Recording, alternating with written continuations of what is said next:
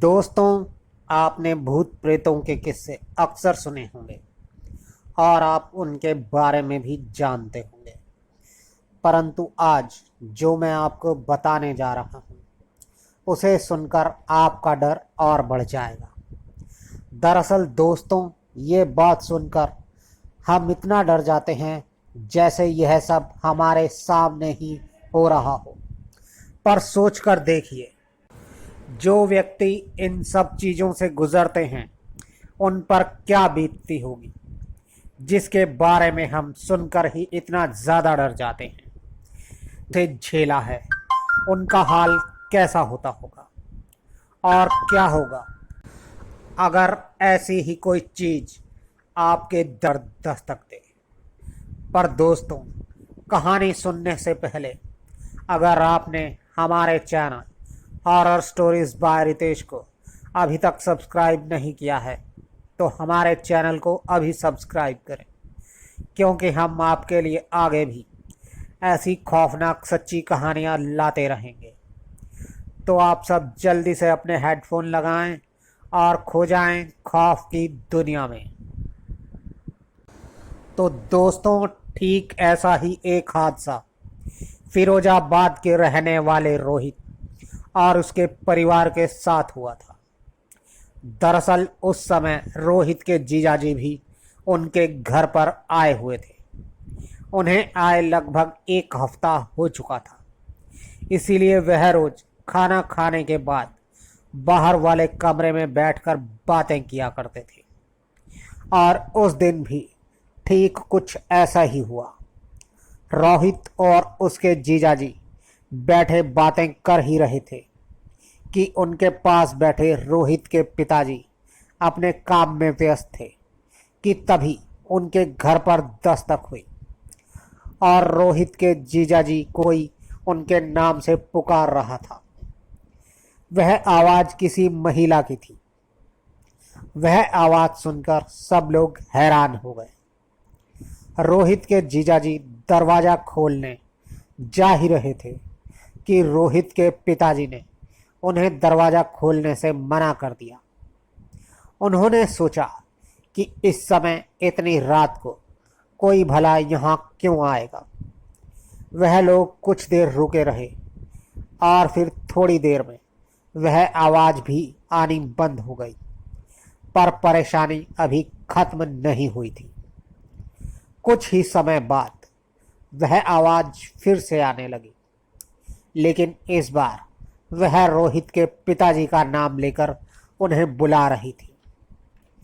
अब रोहित के पिताजी समझ चुके थे कि यह कुछ और ही चीज़ है जो कि एक एक करके उन सबको आवाज़ दे रही है। दोस्तों, दरअसल उन दिनों वहाँ पर रहने वाले कई लोगों के घरों पर यह दस्तक हो चुकी थी। वह समझ चुके थे कि यह वही है, लेकिन वह इन चीज़ों से डरते नहीं थे। इसीलिए उन्होंने अपने पास रखी एक लकड़ी में आग लगाई और दरवाज़ा खोलने के लिए बढ़े। उस वक्त सब लोगों को डर लग रहा था। सब लोग अंदर से कांप रहे थे। और फिर जैसे ही रोहित के पिताजी ने दरवाज़ा खोला, सामने वही चुड़ैल खड़ी थी। वही चुड़ैल जो अक्सर सब लोगों के दरवाजे पर दस्तक दिया करती थी। लोग कहते थे कि जो कोई दरवाज़ा खोल देता है उसके साथ बहुत बुरा होता है। परंतु रोहित के पिताजी के हाथ में जलती हुई लकड़ी थी। यह देखकर वह चुड़ैल वहां से भागने लगी। रोहित के पिताजी भी उसके पीछे बाहर निकले, पर वह चुड़ैल वहां से गायब हो गई। सब लोग डर चुके थे। रोहित के पिताजी जानते थे कि ऐसी आत्माएं हों या फिर भूत प्रेत, वो सब आग से डरते हैं और इसीलिए उन्होंने वह जलती हुई लकड़ी उसी की तरफ फेंक दी थी, जिससे वह चुड़ैल उसी वक्त कहीं गायब हो गई। उस वक्त उसे सबने देखा था, इसीलिए वह सब लोग काफ़ी डरे हुए थे। दोस्तों, उस दिन के बाद कभी भी उस जगह पर ऐसा कोई किस्सा सुनने को नहीं मिला। यानी फिर कभी किसी के घर पर उस चुड़ैल ने दस्तक नहीं दी। लेकिन रोहित इस घटना से काफी ज्यादा डर चुका था और वह आज तक इस घटना को भूल नहीं पाया है। दोस्तों, अब चलते हैं आज की अगली कहानी की ओर। दोस्तों, आप लोग जानते ही होंगे कि यदि किसी व्यक्ति की किसी हादसे के दौरान मृत्यु हो जाती है तो कहा जाता है कि उसकी आत्मा तब तक भटकती रहती है जब तक कि उसका अंतिम संस्कार न हो जाए। परंतु इससे भी बड़ी बात यह है, कहा जाता है जहां पर मृत शरीर को जलाया जाता है उस जगह पर लड़कियों या महिलाओं का जाना ठीक नहीं होता। दोस्तों, ठीक ऐसी ही भूल रिम्पी नाम की लड़की ने कर दी थी, जो कि उस वक्त 10th की परीक्षा दे रही थी। दोस्तों, रिम्पी जो कि कोलकाता में रहती है और यह हादसा उनके और उनके परिवार के साथ तब हुआ जब कुछ समय पहले रिम्पी के दादाजी की मृत्यु हो गई थी। दोस्तों, यह एकदम अचानक से हुआ और उस समय आसपास के सभी लोग और जानकार रिम्पी के घर पर आए हुए थे। रिम्पी और रिम्पी के पिताजी रिम्पी के दादाजी के बहुत करीब थे। वह रिम्पी को बहुत प्यार किया करते थे। लेकिन उस दिन रिम्पी के घर पर सन्नाटे का माहौल था और रिम्पी अपने दादाजी के करीब बैठी थी। उसे भी अपने दादाजी से उतना ही लगाव था जितना उसके दादाजी को उससे था। और जब उसके दादाजी के शरीर को लोग शमशान की तरफ ले जा रहे थे तो वह भी सबके साथ वहां चली गई। वह उस समय छोटी थी, इसीलिए शायद उसे किसी ने रोका नहीं। वहां पहुंचकर रिम्पी के दादाजी के शरीर का अंतिम संस्कार किया गया और सबके हाथों पर पानी दिया गया। दोस्तों, कहा जाता है कि ऐसी जगह से लौटते समय पीछे मुड़कर नहीं देखते, पर रिम्पी ने आते समय पीछे मुड़कर देख लिया था।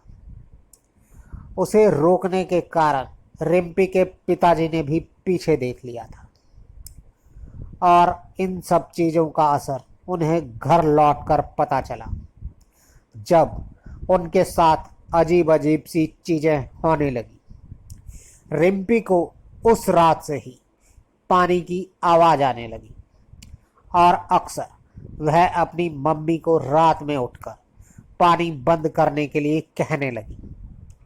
रिम्पी के घर वाले उसकी इस हरकत से काफ़ी परेशान होने लगे थे, क्योंकि वह जब से घर लौटी थी वह हमेशा यही कहती थी। लेकिन साथ ही कुछ दिनों से उसके पिताजी के साथ भी यही सब हो रहा था। वह जब जब बाहर रहते तब तक सब ठीक रहता और जब वह घर पर रहते तो उनके घर का पंखा आवाज़ करने लगता। उन्होंने कारीगर को भी बुलाकर दिखाया, लेकिन यह सब चलता रहा। पर यह क्यों हो रहा था? दोस्तों, यह सब तब ठीक हुआ जब रिम्पी के दादाजी की मृत्यु को 13 दिन हो गए। उन्हें एक पंडित जी ने बताया कि उनके साथ ऐसा इसलिए हो रहा था क्योंकि उन्होंने शमशान से लौटते वक्त पीछे मुड़कर देख लिया था, जिसके कारण ये सब लगातार उनके साथ हो रहा था। लेकिन दोस्त, इसके बाद उनके साथ यह सब दोबारा कभी नहीं हुआ। दोस्तों, आपको क्या लगता है कि क्या वह रिम्पी के दादाजी ही थे जो यह सब कर रहे थे, या फिर बात कुछ और ही थी? दोस्तों, अब चलते हैं आज की अगली कहानी की ओर। दोस्तों, बहुत बार ऐसा होता है कि लोग घर को ही दोष देते हैं, तो कई बार बिना वजह हमें कुछ दिखाई दे जाता है। दोस्तों, कभी कोई मौत के बाद अपनी आपबीती बताना चाहता है। सुनने में यह सब मात्र बातें ही लगती हैं, पर क्या होता है जब हकीकत में इन सब चीज़ों से किसी का सामना होता है। दोस्तों, ऐसी ही कहानी आज मैं आपके लिए लेकर आया हूँ। दरअसल दोस्तों, आज की कहानी हमें भेजी है पूजा ने। वह पंजाब के एक छोटे से गांव में रहती है। दोस्तों, लोग अपनी पढ़ाई पूरी करने के लिए दिन रात एक कर देते हैं और तब कहीं जाकर वह कामयाब हो पाते हैं। पूजा का भी कुछ ऐसा ही सपना था। वह टीचर बनना चाहती थी और इसीलिए वह दिन रात पढ़ाई करती रहती थी। वो बहुत मेहनत करती थी। वो जानती थी कि वो एक दिन अपने लक्ष्य पर पहुंच जाएगी, परंतु वो ये नहीं जानती थी कि दिन रात पढ़ाई करते करते एक दिन ऐसा भी आएगा जो उसके होश उड़ा देगा। 2011 जनवरी का समय था और उस समय काफ़ी ज़्यादा ठंड थी। पूजा अपने कमरे में ही पढ़ाई करती थी और उसके सामने वाले कमरे में उसकी एक दोस्त रहती थी और वह कभी कभी पढ़ाई में इतना मग्न हो जाती थी कि उसे पता ही नहीं चलता था कि कब सुबह हो जाती थी। इसी तरह एक दिन की बात है, वह रोज की तरह पढ़ाई कर रही थी। पढ़ते पढ़ते रात के करीब 2 बज गए थे और उसे थोड़ी थोड़ी नींद भी आ रही थी, लेकिन परीक्षाएं अब करीब आ चुकी थी, तो वो इसीलिए सोना नहीं चाहती। उसने सोचा वह थोड़ा हाथ मुंह धो लेगी तो उसे कुछ ठीक लगेगा। वो मुंह धोने जैसे ही बाहर गई तो काफ़ी ज़्यादा सन्नाटा था, पर लाइट जल रही थी, तोड़ने की कोई बात भी नहीं थी। और फिर जैसे ही अपना मुंह वह धोने लगी तो तभी उसके कानों में किसी के चीखने की आवाज़ आई। इस आवाज़ को सुनकर वह काफ़ी ज़्यादा घबरा गई और फिर डर के मारे वह इधर उधर देखने लगी। वह इतना ज़्यादा डर गई थी कि उसकी खुद की भी चीख निकल गई, पर पता नहीं क्यों उसकी चीख किसी ने सुनी नहीं। शायद सभी लोग सो रहे थे। वह इधर उधर देखकर जल्दी से अपने कमरे की ओर भागी और कमरे में जाकर उसने दरवाज़ा अंदर से बंद कर लिया। डर के मारे उसके कदम पीछे की तरफ बढ़ रहे थे। वह इतनी ज़्यादा डरी हुई थी कि उसकी सांसें भी तेज़ तेज़ चल रही थी। उसे समझ नहीं आया कि वह किसी मर्द की आवाज़ थी या किसी औरत की। उसे कुछ समझ नहीं आ रहा था। उसने खिड़की से बाहर देखा तो वहाँ उसे कोई दिखाई नहीं दिया और उस चीख की गूंज अभी भी उसके कानों में थी। वो इतना ज़्यादा डर गई थी कि वह किसी को भी आवाज़ नहीं दे पा रही थी। उसके हाथ पैर कांपने लगे थे और ठंड की वजह से वह सुन्न पड़ चुकी थी। धीरे धीरे सब कुछ नॉर्मल सा होने लगा और फिर पूजा ने उस कमरे का दरवाज़ा धीरे से खोला और बाहर की तरफ देखने लगी, पर बाहर कोई भी नहीं था। इसके बाद पूजा चुपचाप अंदर चली गई। वो डर के मारे अपने बेड पर जाकर बैठ गई और बाहर की तरफ देखने लगी। वह सोने की भी कोशिश कर रही थी, पर नींद उसकी आंखों से कोसों दूर थी और फिर कब उसे नींद आ गई उसे पता ही नहीं चला। और जब सुबह हुई तो उसने यह बात सबको बताई, तो सबने उसे यही कहा कि तुम रात रात भर पढ़ती हो, इसीलिए तुम्हें ऐसा लग रहा होगा। ऐसा कुछ भी नहीं है। पूजा ने भी उन सब की बात मान ली, पर अभी भी वह डर कहीं ना कहीं उसके अंदर था। और फिर इसके बाद तकरीबन 3 से 4 दिन तक उसने रात में अकेले पढ़ाई नहीं की। दोस्तों, ऐसा हम अपना ध्यान कहीं और लगा कर रखते हैं और अचानक कुछ हो जाए तो हम लोग बहुत ज़्यादा डर जाते हैं। खैर, पूजा को वहाँ कोई दिखा तो नहीं, पर वो डर कहीं ना कहीं आज भी उसके अंदर ही है। दोस्तों, अब चलते हैं आज की अगली कहानी की ओर। दोस्तों, कभी कभी ऐसा होता है, हम लोग कुछ ऐसे सपने देख लेते हैं जिसकी वजह से हम लोग बहुत ज़्यादा डर जाते हैं। और यदि इसी बीच हमारी नींद टूट जाती है तो हम लोग कुछ देर तक काफ़ी ज़्यादा घबराए हुए रहते हैं। उस वक्त हम यही सोच रहे होते हैं कि यह मैंने क्या देख लिया। लेकिन क्या होता है जब वही सपना हकीकत बनकर आपके सामने आ जाए। दोस्तों, ठीक ऐसा ही हुआ था नागपुर महाराष्ट्र के रहने वाले पवन राणे के साथ।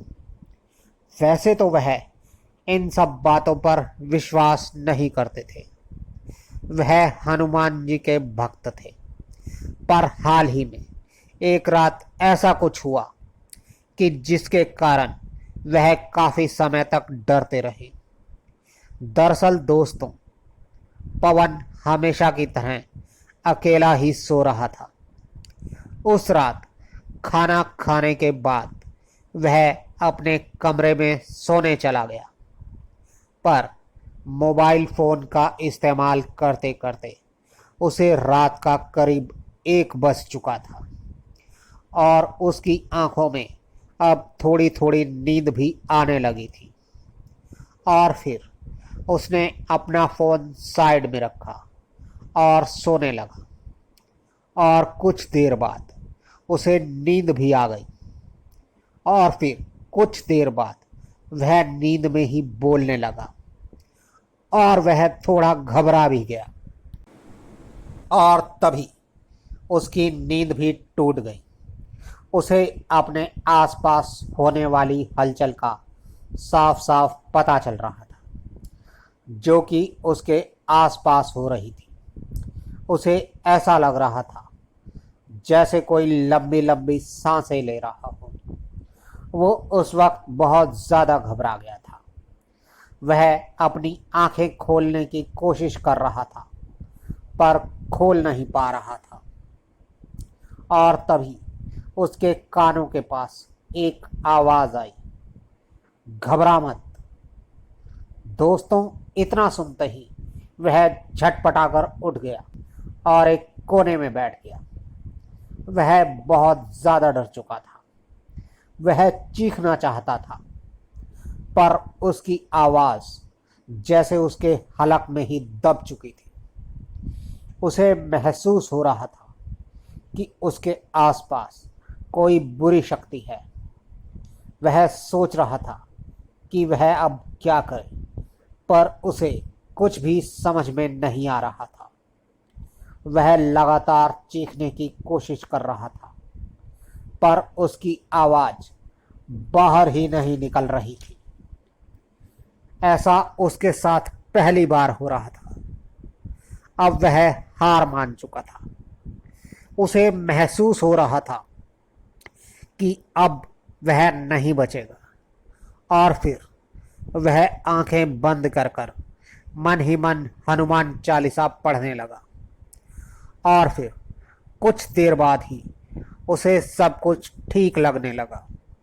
वह तुरंत जल्दी से चीखता हुआ बाहर की ओर भागा और उसकी चीख की आवाज़ सुनकर सब लोग उठ गए और भागकर उसके पास आए तो उसने फिर उन सब लोगों को अपने साथ बीती सारी बात बताई। उसकी बात सुनकर घर के सब लोग उसके साथ उसके कमरे में आए, पर वहां कोई भी नहीं था। तो सब लोग उससे कहने लगे कि जरूर तुमने कोई बुरा सपना देखा होगा।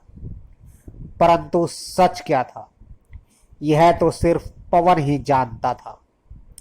दोस्तों, फिर उस दिन के बाद से पवन की कभी अकेले बंद कमरे में सोने की हिम्मत नहीं हुई। दोस्तों, सबने उसकी बातों को सपना कहकर टाल दिया था, पर पवन कभी भी उस बात को भूल नहीं पाया कि उसके साथ उस रात आखिर हुआ क्या था। दोस्तों, आपको हमारी ये कहानी कैसी लगी, कृपया कमेंट्स बॉक्स में ज़रूर बताएं। और अगर आप भी हमें अपनी कोई कहानी भेजना चाहते हैं तो डिस्क्रिप्शन बॉक्स में हमारा व्हाट्सएप और टेलीग्राम का लिंक है, जिस पर आप हमें अपनी कहानी भेज सकते हैं। हम उसे अपने शो में ज़रूर शामिल करेंगे। तो जल्द ही आपसे फिर मुलाकात होगी, तब तक के लिए गुड बाय। और फिर डर के मारे वह इधर उधर देखने लगी।